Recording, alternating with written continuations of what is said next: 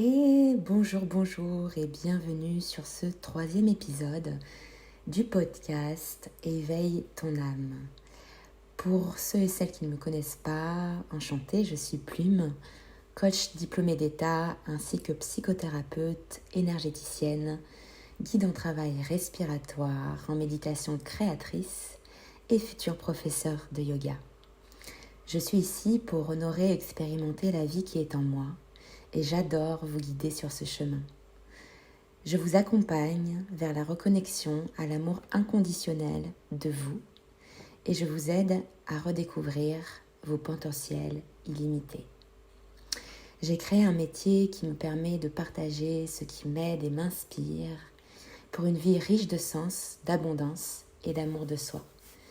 Je partage beaucoup autour de l'éveil de soi, de la conscience, la guérison des blessures, l'apaisement des liens d'attachement, la spiritualité, le dépouillement de l'ego et le développement de soi. Parce que je crois fort que plus on se guérit soi-même et plus on guérit le monde, puisque tout est énergie, tout communique. Aujourd'hui, j'avais envie de vous parler plus particulièrement du cycle de la femme, en l'occurrence syndrome prémenstruel, tout ce qui va être déséquilibre en fait, mentaux, émotionnels, physiques, avant et pendant les règles. Puisque j'ai une histoire quand même assez conséquente avec tout cela. J'ai vécu des périodes extrêmement difficiles, extrêmement douloureuses. Il y a encore 2 ans et demi, je passais environ 3 semaines par mois à déprimer et pendant plus de 12 jours, j'avais carrément des idées noires. Je vivais mon cycle extrêmement mal parce que j'étais encore en mode survie, mais ça on y reviendra petit à petit dans le podcast. Mais tout ça pour vous dire que je suis passée par là et j'en suis ressortie avec énormément d'apprentissage. Et ce podcast est ici pour vous guider dans cette libération de douleurs, de souffrances qui n'ont pas lieu d'être. Alors, tout d'abord, il faut bien se rappeler que notre première médecine est celle que l'on ingère, notre alimentation, d'accord ? Notre alimentation doit être au maximum brute, riche en vitamines, en minéraux, en côté anti-inflammatoire aussi. Donc à éviter tout ce qui va être fast-food, alimentation de supermarché, tout ce qui est industriel bien évidemment. L'hydratation doit être à son maximum. Pour vous faire une idée, moi je mesure 1m58 et je bois 3 litres d'eau par jour, d'accord ? Je vous laisse faire votre petit calcul et généralement on se rend bien compte que les 3/4 de la population sont déshydratées, sachant que l'hydratation fait partie intégrante à plus de 70% de notre énergie de vie au quotidien. Donc très important, en plus d'avoir un impact sur l'ensemble de nos santé. Voilà, le mouvement est fondamental, bien évidemment. Je crois très fort que chaque personne devrait avoir une activité mobile, physique, dans cette société qui nous pousse souvent à l'immobilisme, à la sédentarité. Il ne faut pas oublier que nous sommes des êtres de mouvement de base. C'est vraiment notre nature véritable aussi, en tant qu'être de mouvement en fait. On se déplace, on courait, on chassait aussi à l'époque. Bref, relié avec cette nature profonde, extrêmement important. Puisque plus on bouge et plus nous faisons vibrer et vivre du coup, oui, l'ensemble de nos corps.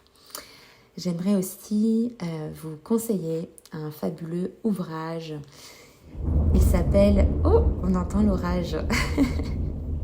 Merci. Il s'appelle le dictionnaire des mots et des maladies. Donc, je vous invite à regarder plus particulièrement tout ce qui se dit sur l'endométriose, sur les mycoses, sur le syndrome des ovaires machin. Je ne sais jamais comment le dire, mais vous savez exactement ce que je veux dire, je suis sûre. Donc tout ça, les amis, ce n'est pas normal. On n'est pas censé souffrir, on n'est pas censé être atteinte d'endométriose, de mycose à répétition comme ça, etc. C'est bien la preuve qu'il y a une faille dans la matrice, tout part de nous. Donc attention à ne pas culpabiliser, ce n'est pas ça que je dis. C'est vraiment ce côté, on se responsabilise et on se rend bien compte que ces dernières années, ces derniers mois, qu'importe, nous avons été en mode survie. Nous avons été à l'extérieur de nous. Nous avons eu une mauvaise gestion du stress. Nous n'avons pas appris et accepté et accueilli toutes nos émotions. Nous n'avons pas, nous ne sommes pas respectés, tout simplement. D'accord ? Ça, c'est la base. Ok ? Ensuite, ce que je trouve très intéressant de faire et ce qui m'a beaucoup aidé personnellement, c'est la création d'un journal de bord quotidien. Matin ou soir, comme vous le voulez, à l'intérieur, vous pouvez créer un petit tableau en fait, avec votre humeur du jour, votre morale, les pensées que vous décidez de faire rentrer à l'intérieur de vous, les émotions du coup qui en ressortent, les émotions que vous ressentez, comment est votre degré de concentration, comment est votre gestion du stress, comment est votre peau. Ah oui, parce que, petite parenthèse, j'ai eu de l'acné extrêmement sévère pendant 28 ans. Enfin non, pas pendant 28 ans parce que j'en ai pas eu à l'âge de 0 ans. J'en ai eu à partir de 14 ans jusqu'à mes 28 ans. Donc vous voyez, ça fait un sacré paquet d'années. Ce n'est pas normal d'être atteinte d'acné comme ça sévère. C'est une inflammation et ça en dit beaucoup sur le rapport que l'on entretient à soi-même. Du coup, regardez au niveau de la peau, au niveau de la digestion, au niveau de votre transit. Touchez votre ventre, s'il est plutôt mou, s'il est plutôt dur. Si vous allez aux toilettes 1 à 2 fois par jour ou moins. Si vous avez des ballonnements, si vous avez des flatulences, etc. Comment est votre énergie ? Comment vous vous sentez énergétiquement ? Où est-ce qu'elle se dirige en fait, votre énergie ? Où se dirige d'ailleurs votre focus ? Parce que là où vous placez votre focus, votre intention donc, c'est là où votre énergie se dirige automatiquement. Faire attention à cela. Comment est votre qualité et votre quantité de sommeil, etc. Toutes ces données nous permettent de se reconnecter à nous-mêmes, à notre nous véritable finalement. De faire créer ce journal de bord nous permet de rester à l'intérieur de nous. C'est un outil formidable. Et cela nous invite à nous respecter et à nous honorer profondément. Rappelez-vous les 2 premiers podcasts, les 2 premiers épisodes. On fait le lien.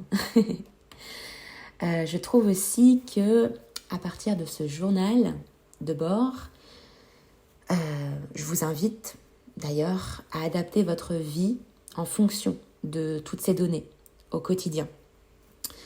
En gros, vous adaptez votre vie en fonction de vos propres capacités du moment, du jour, en fonction de votre énergie.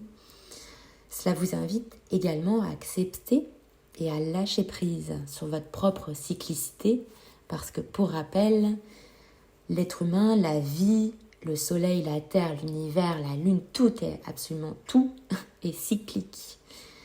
Et nous, en tant que femmes aussi, énormément.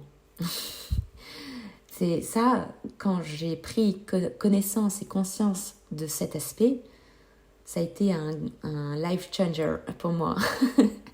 Je me suis dit, mais c'est normal en fait, je ne suis pas schizophrène. Je suis normale, je suis une femme, je suis cyclique. Et franchement, j'ai attendu 26 ans, 25 ou 26 ans pour savoir ça. En même temps, On ne nous l'apprend pas. On ne nous apprend pas à être, encore une fois. On nous apprend à faire tout le temps. Donc, c'est important en fait de prendre conscience que nous faisons partie d'un tout. Nous ne sommes pas séparés, encore une fois. Donc, n'allons pas contre nous, n'allons pas contre nos règles, n'allons pas contre notre cycle. On nous habitue à, allez, tu as mal, tu prends la pilule pour ne pas avoir mal pendant tes règles. Mais non, non, non et non. On ne cache pas la misère sous un tapis, là. On ne nous empoisonne pas comme ça. Mais c'est quoi ça, sérieusement? Je vous dis, la société profite que l'on ne s'aime pas suffisamment, que l'on ne se respecte pas suffisamment, que l'on ne connaisse pas notre cyclicité. Elle profite de tout ça pour s'enrichir. Et oui, je n'ai pas peur des mots. Je n'ai pas de filtre. Je suis ici en toute vulnérabilité, en toute conscience, en toute présence. Voilà. Donc c'est important de ne pas aller contre nous, de ne pas émettre de résistance. Plus on créera cet état interne-là, et plus on ira à l'intérieur de nous, plus on y retournera. C'est essentiel. Ce qui nous aide aussi à vivre notre cycle différemment, à ne plus subir notre cycle, à ne plus ressentir toutes ces douleurs, aussi bien physiques qu'émotionnelles que mentales, c'est augmenter son taux vibratoire, protéger son énergie. Donc, comment on augmente son taux vibratoire? Toujours un petit peu la même chose, le même axe de travail, en choisissant avec toute sa conscience les pensées que l'on décide de créer, en faisant le tri au quotidien, en se prenant la main dans le sac quand quelque chose ne nous procure pas de la joie, ne nous donne pas de l'énergie. On le jette à la poubelle et on crée d'autres choses, d'autres pensées. On crée des émotions élevées. La joie, l'amour, la paix, la gratitude, tout ça, ce sont des émotions élevées en termes de vibration. Chaque mot, chaque émotion, chaque pensée, chaque comportement, chaque habitude a une charge au niveau énergétique, se répercute déjà à l'intérieur de nous et aussi à l'extérieur de nous. Donc, regardez tout cela. Et puis, en tant qu'énergéticienne, je peux également vous conseiller de réaliser, de bénéficier d'un soin énergétique régulièrement. Voilà. Protégez votre énergie, c'est-à-dire, encore une fois, ayez un regard juste sur votre intention, décidez avec tout votre cœur de là où vous placez votre attention, parce que là où vous placez votre attention, c'est là où se dirige votre énergie de vie, extrêmement important. Protégez votre énergie, elle est précieuse. Éduquez votre focus en fait, votre langage interne, comment vous parlez au quotidien. Comment vous parlez au quotidien? Quels sont les mots qui vous viennent? Reprogrammez tout ça si ce n'est pas quelque chose d'écologique pour vous-même, de sain pour vous-même. Prenez votre responsabilité. Cultivez la joie. Cultivez la joie d'être en vie au quotidien. Cultivez la gratitude, la reconnaissance, d'accueillir la vie en vous, de vous laisser pénétrer par la vie. C'est un truc de fou, ça. Nous sommes des miracles, hein. Nous sommes des miracles de la vie, tous et toutes. Et choisissez également avec soin, avec grand soin, votre environnement et votre entourage. Vous savez que notre environnement et notre entourage nous impactent directement. Donc, prenez conscience de ce qui est bon pour vous, prenez conscience de ce qui vous procure de la joie, de ce qui vous donne de l'énergie et faites vos choix, prenez vos décisions, prenez votre responsabilité, encore une fois. Prenez le lead sur votre pouvoir personnel. Pratiquez également la méditation créatrice de façon quotidienne. Pour les personnes qui ont l'habitude de me suivre, ce n'est plus une surprise. Moi, personnellement, c'est quelque chose qui m'a énormément aidée et qui m'aide encore au quotidien. Voilà. Et moi, j'ai tout appris avec le docteur Joe Dispenza au niveau de la méditation. Pour rappel, petite parenthèse, j'ai très longtemps, là ça a tendance à se calmer depuis très peu de temps d'ailleurs, j'ai très longtemps fait des mycoses à répétition pendant de nombreuses années, de nombreux mois, 1 à 2 fois par mois, mycose.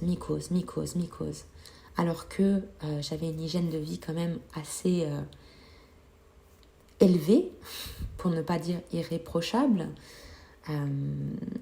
Et je me suis rendu compte que c'était tout simplement parce que je ne m'honorais pas assez, je n'honorais pas assez ma divinité.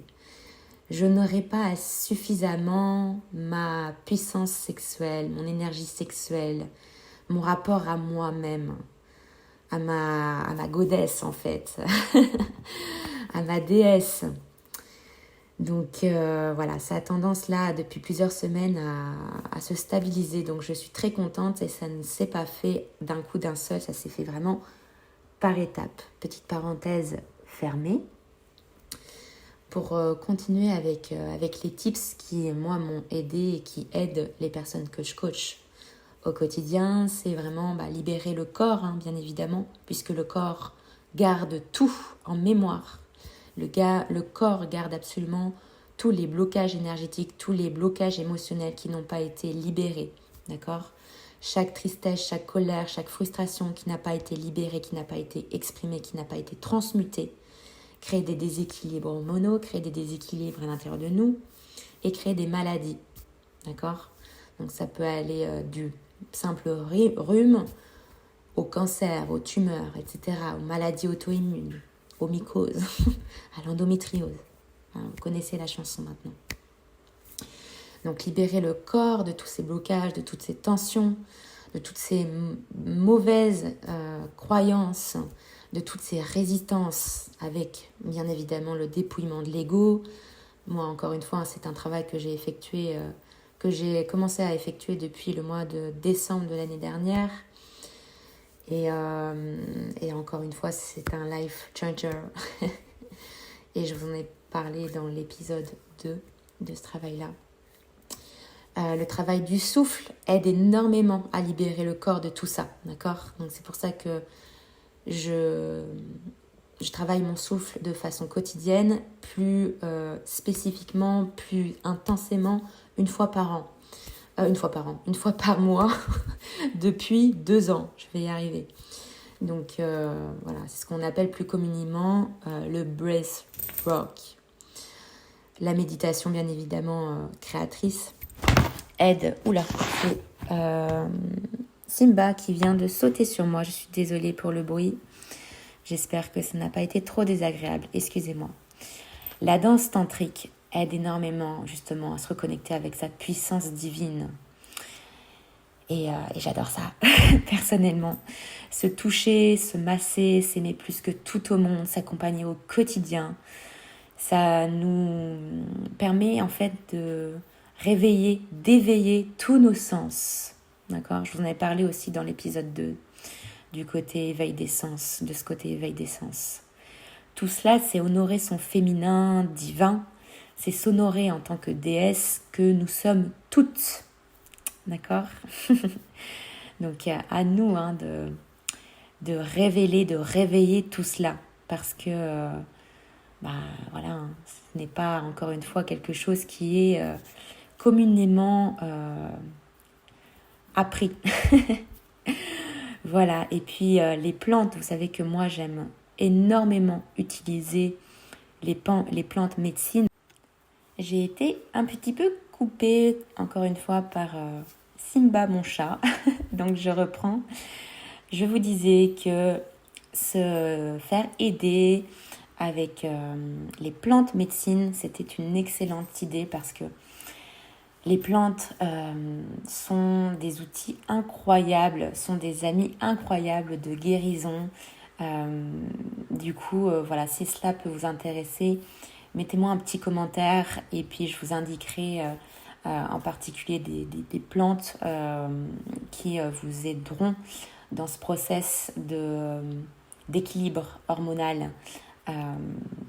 Voilà, donc je vous attends dans les petits commentaires pour discuter de tout ça. D'ailleurs, dites-moi si tout ce que je vous ai partagé fait écho en vous, ce que vous avez ressenti en m'écoutant, ce que vous... voilà, j'attends vraiment vos retours. Et puis, ne pas oublier aussi la bouillotte chaude. Bon, là, il fait très chaud, donc ce n'est pas forcément très agréable, mais vous savez que des fois, on peut effectivement avoir des fortes douleurs en bas du ventre. Donc, mettez une bouillotte chaude en bas. Cela va vous aider à décontracter en fait, l'utérus et vous n'aurez plus ou beaucoup moins de douleurs intenses à ce niveau-là. Voilà.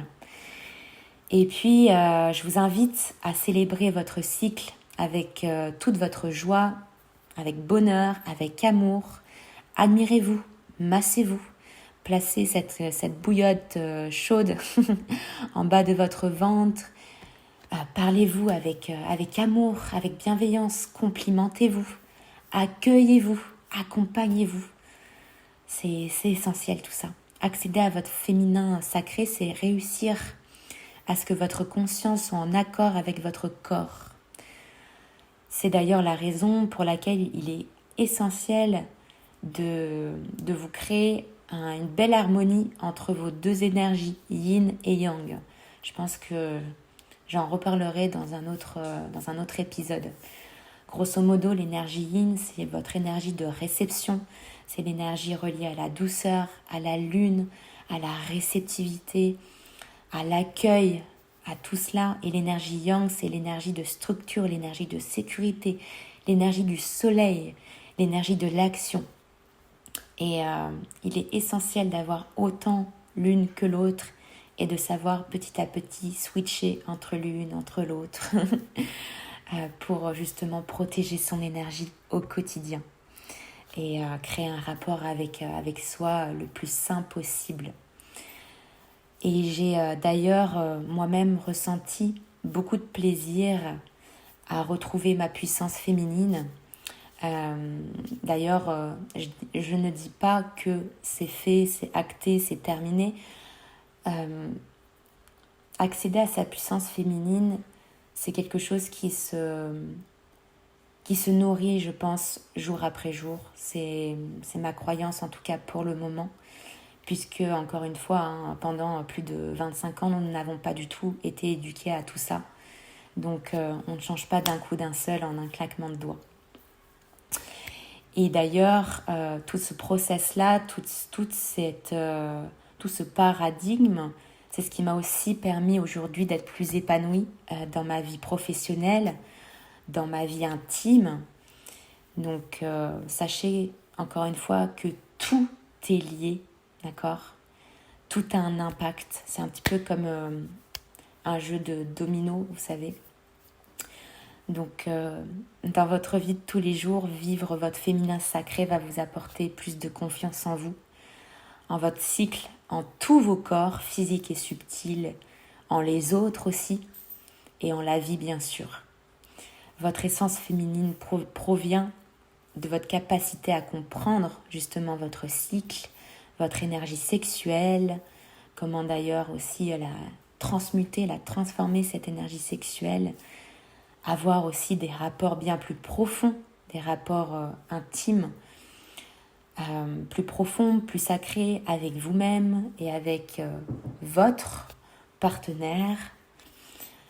Et je terminerai par ça, afin de développer sa pleine conscience et donc d'accompagner l'ensemble de ses corps vers l'harmonie, vers la guérison, vers la douceur. Il est, vous l'aurez compris, bon d'honorer sa déesse intérieure un peu plus chaque jour.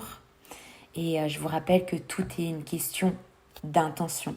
Donc, vous pouvez honorer votre déesse au travers de la musique, au travers du toucher, au travers de votre rapport intime avec vous-même, à travers une odeur particulière, au travers en fait de tous les faits, de tous les gestes que vous créez au quotidien.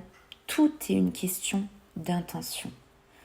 Quand vous préparez votre petit déjeuner le matin, prenez plus de temps pour apprécier les odeurs, pour apprécier le goût. Mettez par exemple de la musique qui vous transporte, qui vous anime. Le but étant de créer une expérience dans votre vie.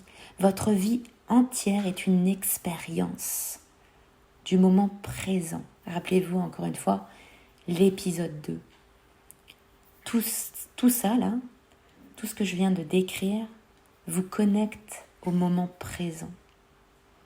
Et du coup, tous vos corps, subtils et physiques, sont en éveil et en communication ensemble.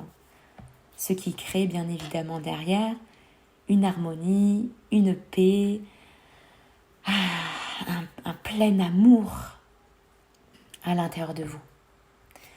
Je sais que petit à petit, je me suis surprise à trier mes vêtements, à choisir mes vêtements de plus en plus en conscience, avec des matériaux beaucoup plus fluides et en même temps confortables, dans lesquels je me sens sexy, sensuelle, où le matériau me caresse la peau. C'est très important pour moi. J'ai créé aussi mon espace de méditation créatrice. Tous les jours, je médite. Tous les jours, je laisse mes corps, ma voix, le langage de la lumière s'exprimer à travers moi. J'incarne l'infini, j'incarne l'illimité, parce que rappelez-vous, nous sommes illimités. Et puis, je sais que j'adore quand tout est bien rangé, quand tout est propre. Ma déesse intérieure adore ça. Voilà pour quelques petits exemples personnels. Je vais vous laisser ici. J'ai hâte d'avoir vos retours sur cet épisode. Je vous embrasse très fort.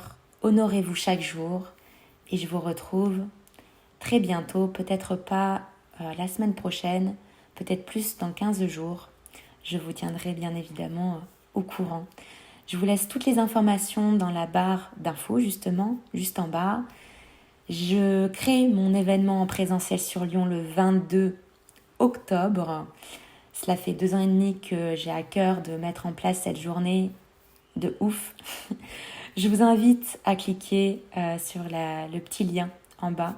Je suis sûre que si ce podcast vous a parlé, cette journée-là est faite pour vous. À très bientôt et merci pour votre écoute et votre espace, votre énergie.